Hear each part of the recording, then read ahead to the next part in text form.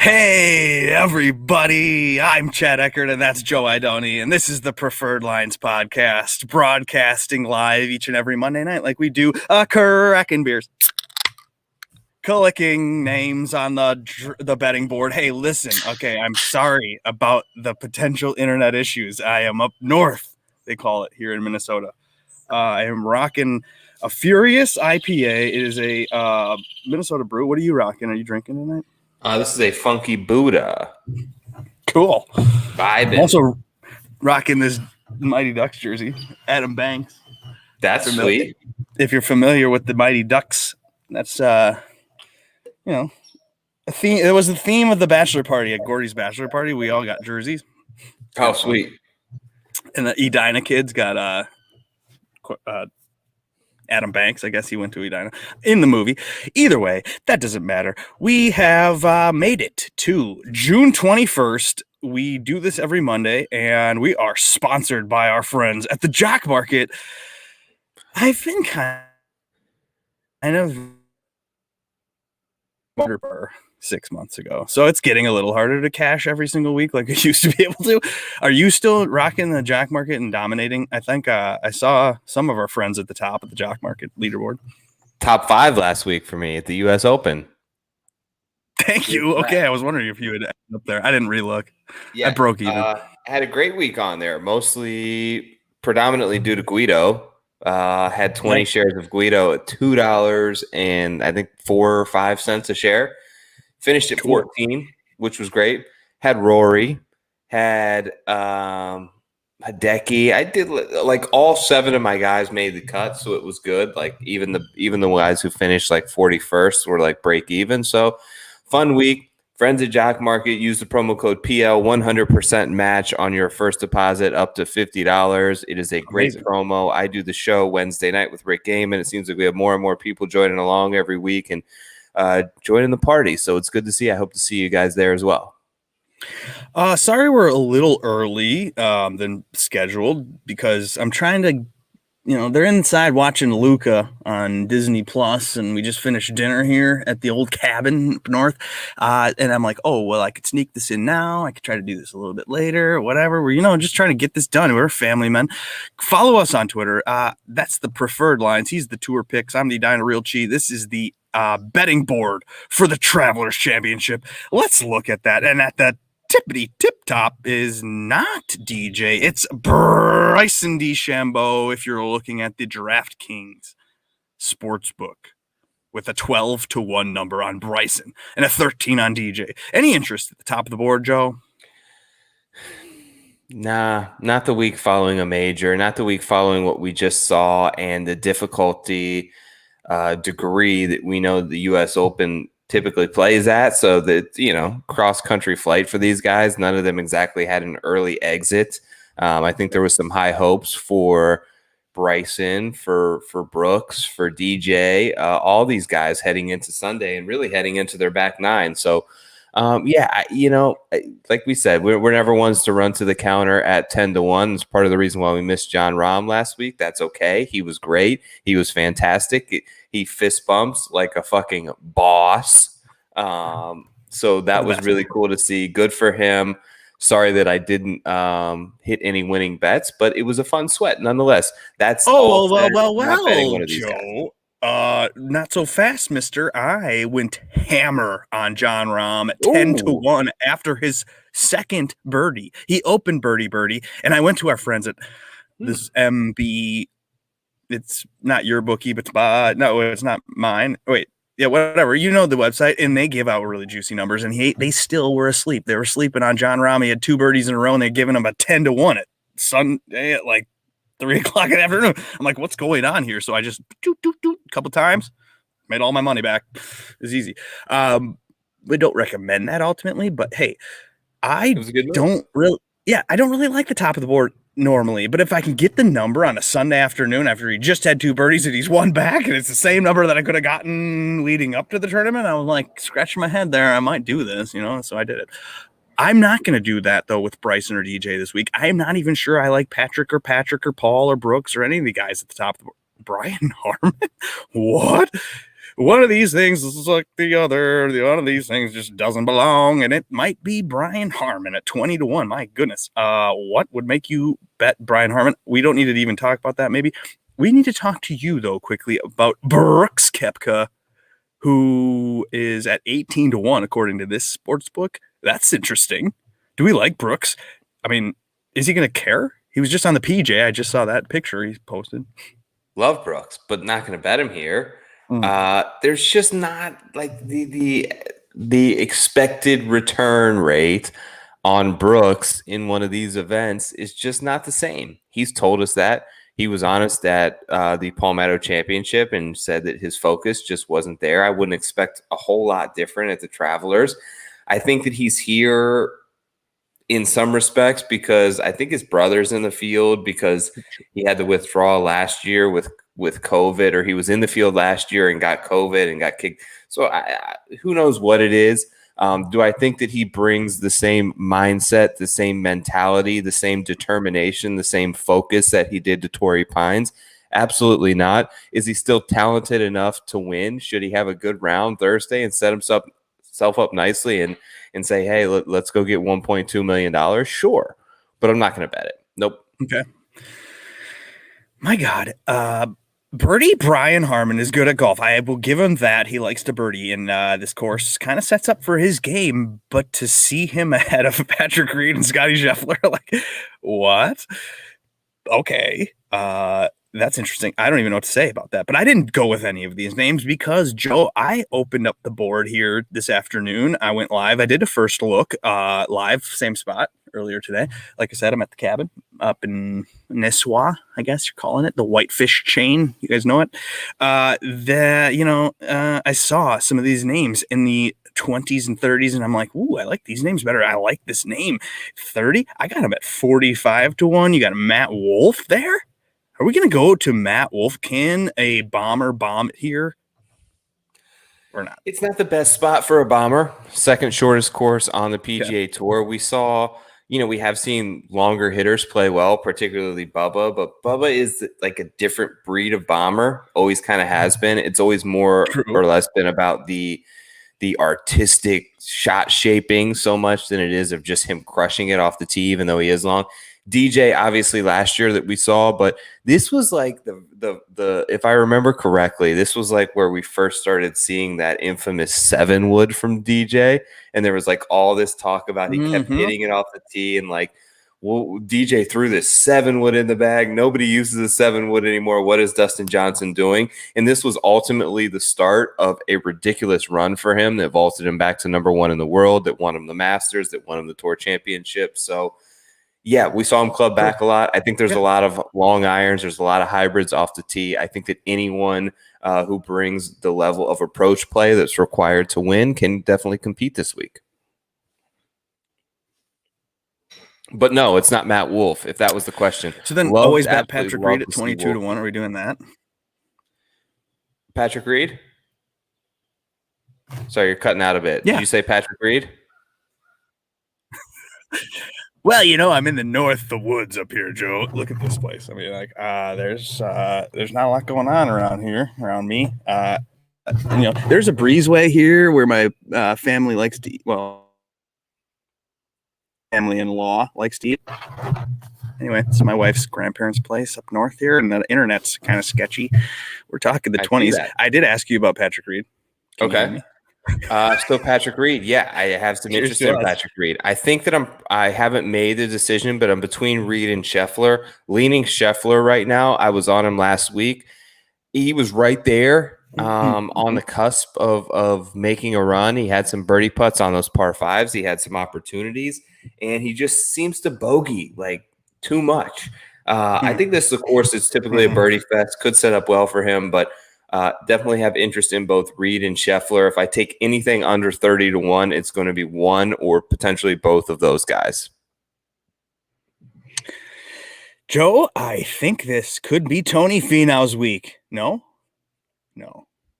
It's a good number. I'm just kidding. I don't actually Bad think course that. People are history, thinking good that number. possibly. Yeah, I don't know, actually. I like the names further down the board. I think we're getting juicy numbers on people that I could actually win. I found a 45 on Wolf, like I mentioned. You got Hoffman at 45. You got Sam Burns at 50 to 1. Harris English is playing better golf. He's at 50. You got Cam Smith and Bubba, like we mentioned. And then Russell Henley was in contention most of the week last week. He's at 55 to 1. You got Justin Rose, Jason Day, Ricky Fowler, the historically good names at 70 to 1. I mean, this field's juicy. You could get all the way down to the guy that Garrick Higo only wins golf tournaments pretty much. He's at 70, and same with Max Homa. He's won. Can he win here? Can these people at 70 to 1? Look at that. Mark Leishman, Phil Mickelson. These are people that are good at golf. This tournament's stacked, dude. It's crazy. So can a guy at 50 or 60 or 70 to 1, is that a good idea this week? Of course. There's plenty of guys there that can win. Going back to the 40 range, I took Neiman. That's my first bet at the top of the board. I think that he's a little bit mispriced and maybe finally a little bit overlooked after making all those cuts in a row, missing. Played pretty well last week, actually. I watched him a lot. I had him in my DraftKings lineups. He ended up coming through for me pretty well given his ownership and price point. I think this is a course that sets up great for him. Even though he's long, I think that he can club down off the tee, and I think that he's just really sharp with his wedges and a spot where we can maybe see him rolling a couple putts. And when I just see, Streelman and Harmon and Bradley and these guys right around Neiman there, I think that he's the best player of the bunch. They still have a 40 to 1 on him out there at various outlets, so that was my first bet of the week. But to go back to your question, yeah, any of these guys in the 60s, I think Doc Redman, Adam Scott, Siwoo Kim, Russell Henley, I could maybe see myself going back to after a great performance last week. So I think that there's a ton of value in that range. You just have to really isolate what you're sort of targeting, from a focus standpoint as well as a stats standpoint, and hone in on a couple of guys in there and throw your darts. Now, I know it's not necessary. I did watch a few videos today from caddies that have experienced caddying around this place. They do say you need to be a fairway finder, but I don't even know if that's necessarily true. So I may end up leaning a bomber, like if I'm going to go with somebody more, like an Adam Scott or an Aaron Wise in this range of 80s and 90s, and Cameron Tringali's here. Stuart Sink is here. He's at 100 to 1. So I still feel like even though you need a fairway find and it's a short course, being long and maybe even having the length with a 7-wood versus the driver, maybe that's helpful. So that kind of, I'm leaning like the Adam Scotts and Aaron Wises of the world. Maybe even a Tringali. Is this Tringali's week finally? No, it's not Tringali's week, but you made a good point there, sort of, I thought, on fairway finders. And sometimes you would discount a bomber as not a fairway finder. But at this place, where ultimately I think a lot of them can hit 4-iron when other guys may be hitting 3-wood or driver, you're going to find a lot more fairways with a 4-iron. So they can still set themselves up well. I think Sam Burns has a great number. I'm interested a little bit in Francesco Molinari, who played pretty well, who I think has gone well here before. But one guy in particular that I wanted to ask you about, where do you sit on Ian Polter? Because he played really well last week and was one of those guys who just folded on the back nine, but he's been great, man. Right. And I feel like he's kind of reinvigorated every other year, the Ryder Cup. I mean, last year was supposed to be Ryder Cup year, but then it wasn't, so that it's this year. So then, I feel like every time that kind of happens, you see a guy like Phil, you see a guy like Sergio, you see a guy like Polter kind of show up out of nowhere. We've seen Polter find it. This is kind of a Polter course, I guess. I mean, he won that Houston Open at one time. Ultimately, he's got to get hot with the putter. We know that. And he did play pretty well last week with the putter. I don't know. Is his kid on the bag? Because that could motivate him too. We've seen that with Stuart Sink. I think Polter's a viable play. I mean, he's 90 to 80 to 1 here. So, I mean, maybe that's a DraftKings player, top 10. Big number. Bring up the comment from our guy PGA Tout here, because I read his piece earlier today. And I did bet this number. Stuart Sink is 100 to 1. Not only did he win the Travelers after the 2008 Torrey Pines U.S. Open, which he pointed out, he also won the week after a major championship this year at a really short Pete Dye course when he won the Heritage the week after the Masters. So going back to a place in great form, seemingly a lot of parts of his game would align himself well, and he's triple digits. So 100 to 1, absolutely.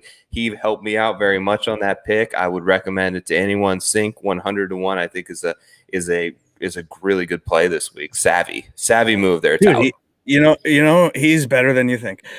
Let's go to the hundreds and let's talk about your guy, the guy that made you all the money on the Jock Market last week, Migliazi. What a great name, Guido. Dude, he's 100 to 1. Did he luck box himself around last week at Torrey Pines, or was that kind of the way he plays? I don't know much about him. You got to tell me more about Guido Migliazi. I don't know a ton about him. I lean on my guy Sky for all European Tour knowledge, who was heavily on him. Great number on the top 20 last week I had. His top 20 bet, like when you put things into perspective, paid out better than a Jon Rahm outright. Crazy. Migliazzi's top 20 bet. So you have to Stewie hit that. Have some perspective in all this stuff. He had a great week. Did he have some chip ins and some long putts? Of course.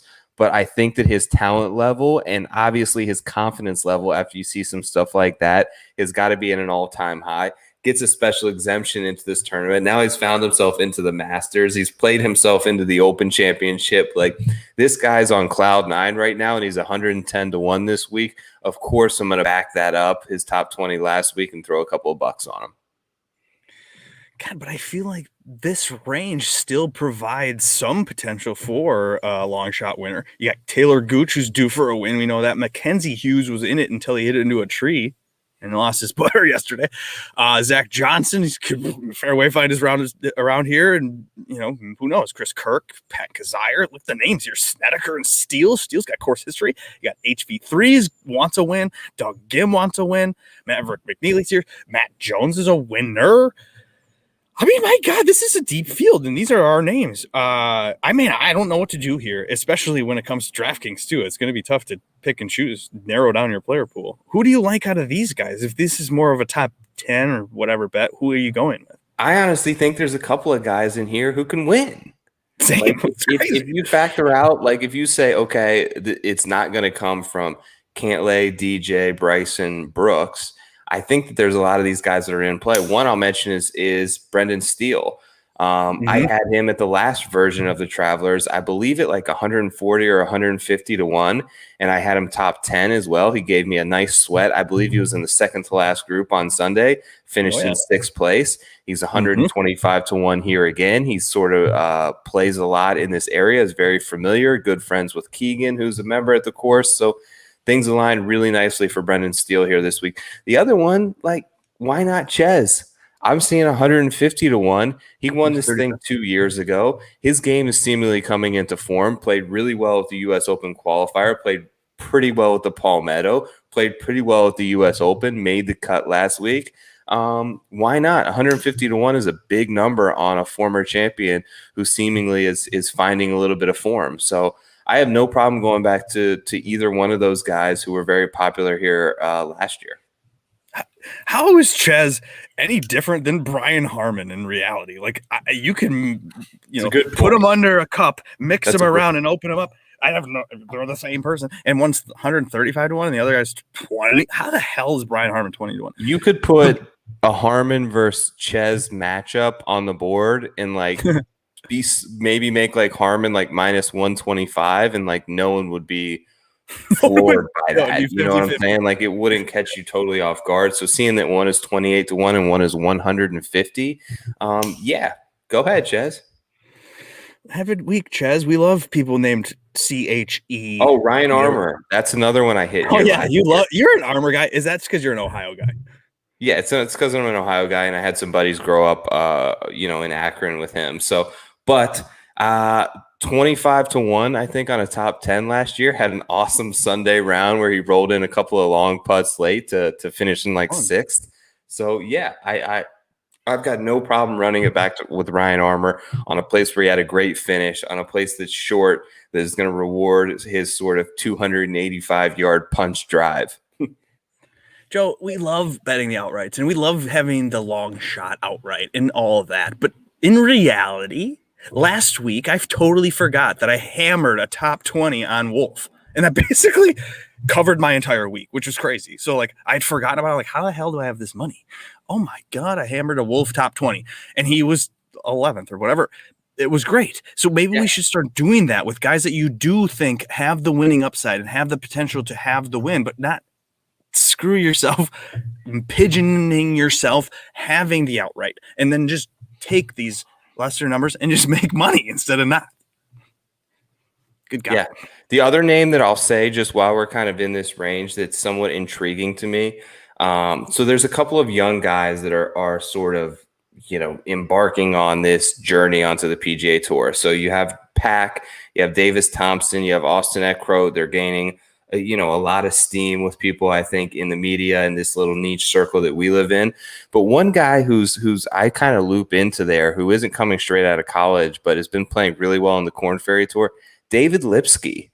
Like, this guy's playing well over there. He's finishing well. He played, I believe, at the Palmetto 2 weeks ago. I had some shares of him on Jock Market where he did very well. There's like 250 to 1s out there. So he could be definitely one of those guys that is worthy of like a top 20 bet. He's in great form.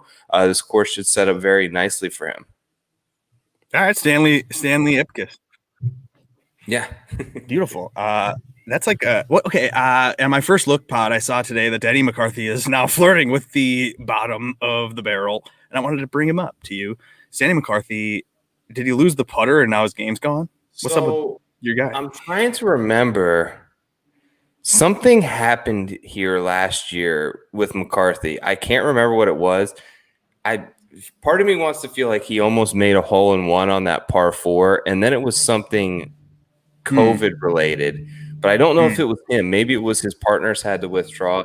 Anyways, I think that he played pretty well. Of course, I think that Denny's always in play, especially at this huge number to make a top 20. So we'll see what that number shakes out at. But if you can get 10 to 1 plus-ish on a top 20, he can always make that run because he can get so scorching hot with the flat stick.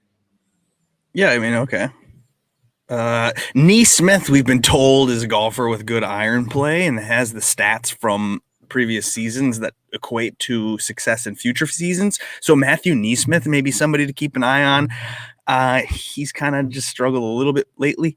That's why his number's at 225 to 1. Shank is somebody. Seifert's somebody. You got Sloan is somebody. There's some S names here you can go with. You can go with I don't know. What's going on with these longer? Look at these winners here. You got Cage Lee's been a winner. I think you got Michael Thompson. Vincent Whaley, is he over? Is he done? Because we can get a 20 to 1 on this top 10.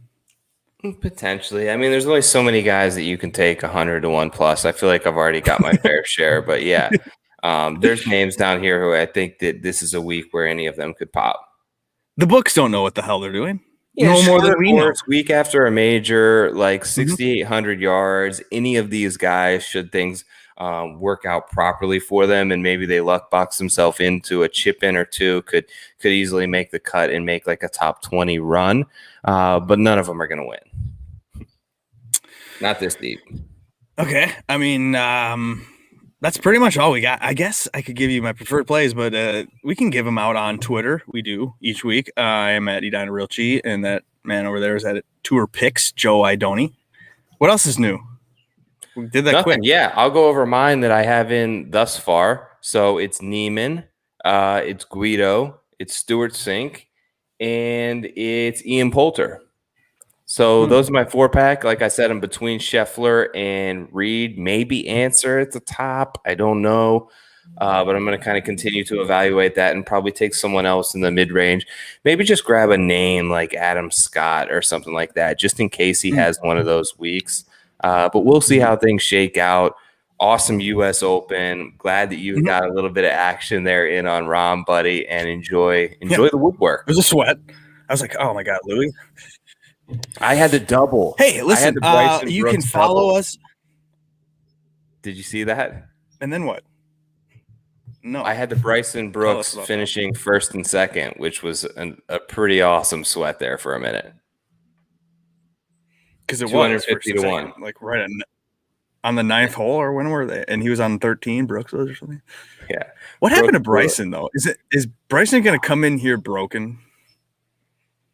I don't really know what happened to him there. Like, it was just compounding errors followed by a shank, but there's no way he should have made an 8. There's no way he should have made a 7 or whatever on that par 5. I don't really know what he was doing, and they didn't really show much of the 8. He just kind of like went from basically almost having a hole in one and having his like shining career moment of going back to back to like 4 holes later being completely dropped from the coverage. So I don't really know what happened. In Brooks, it was a ridiculous seat. Yeah, they like didn't show Brooks. They didn't show him off the tee at all. Denny withdraw after a positive test after firing a first round 67. I knew that there was something, dude. Okay. Thanks, buddy. Thanks, Jesse. I mean, truly, it's one of those weeks that is wide open. It is not one of the weeks that you think, hey, the top of the board is safe for multiple reasons. Not only the course doesn't set up great for the top of the board, they're coming off of the Open. They're coming off of leg and tiredness and whatever else. So maybe you just kind of spray it this week, and maybe you go with the 50-1 and you get some money finally. Let's go. Let's spray the middle of the board. Get some like not super long shots, but sort of long shots. I need a winner. Let's go. Okay, so that is it. You can like and subscribe, rate and review. We appreciate you being here in attendance. Typically, we're a little bit later than this, like right about now. But I'm going to go help my wife with the bedtime routine. Maybe I'll be back Wednesday morning to do the ownership. Joe, I forgot to tell you. So I have the whole week at the cabin. So my wife's family has this cabin, and they give every kid a week. So I got my father-in-law in there, and we're here. Either way, I'm driving back on Wednesday, dude, because I am playing Hazeltine. What? With Moose? Yeah, Moose invited me. Finally, somehow decided I'm worthy of playing with him. And apparently it's going to be with Pat Perry and with Josh Culp, too. So what? Maybe I'll make some content Wednesday, a course that I've dreamt of playing ever since Y.E. Yang took down. No, actually, it was Rich Beam first who took down Tiger, and then it was Y.E. Yang took down Tiger. But both times broke my heart, and I've always wanted to play there. I've been there for the Ryder Cup. I was walking around the practice round. I saw Michael Phelps play in the celebrity thing for the Ryder Cup, and that was great fun. But I was like, damn, dude, this course is long as shit. I would love to play it. I think we're going to get destroyed. I'm going to get murdered. I don't even know if I'll break 100. But I'm excited for it. I'm willing to drive. I'm willing to spend the money, drive back. I got work to do, though, so it kind of worked out where I have to go back for a little bit, and then I can come back to the cabin for the weekend. But either way, yes, Wednesday. Whoo! Follow the Twitter page, Idone Realchi. You'll find me playing with Moose at the Hazeltine National, our friends at Fantasy National. Hell yeah. Don't bring any putting tips from Jish Swish along with you. Don't say that. That's me. Jish is probably watching. We love you, Josh. God, I don't know. I'll have to check in with Josh how he did today in the qualifier, but on Friday, it was not the best he's ever played. So either way, you guys are awesome. Thank you for watching, and we'll see you next week. We'll keep rolling. This is the mortgage thing, the Rocket Mortgage, where everyone blasts the ball around. This is the weirdest time of the year season. Later, dude. All right, man. Good to see you. Thank you. Peace out. Peace, gang. Oops. Add this.